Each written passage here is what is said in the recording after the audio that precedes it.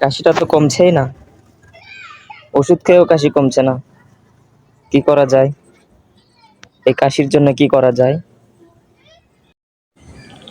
মালিক মালিক, এদিকে তাকাও। আমি তোমাকে একটা আইডিয়া দিতে পারি। সেই আইডিয়াটা দিয়ে তোমার কাশি ভালো হতে পারে। আমার দিকে এসো। নিচে তোমাদের তুলসী বাগান আছে না? সেখান থেকে তুলসী পাতা তুলে খাও, কাশি ভালো হয়ে যাবে।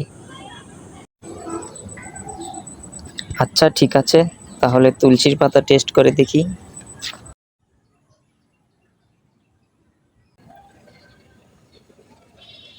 এ কি, আপনি তুলসী পাতা ছিটছেন কেন?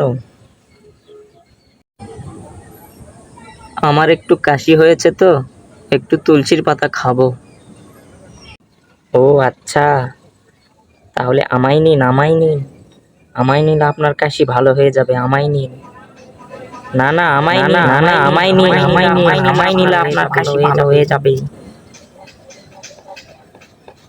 আমাকে নিন, আমাকে নিন, আমাকে নিন, আমাকে নিলে আপনার কাশি একদম ভালো হয়ে যাবে।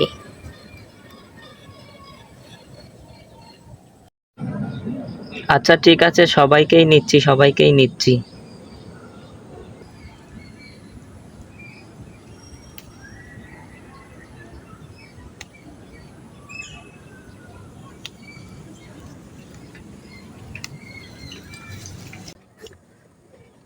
তাহলে তুলসী পাতা টেস্ট করে দেখি কাশি ভালো হয় কিনা। এই যে,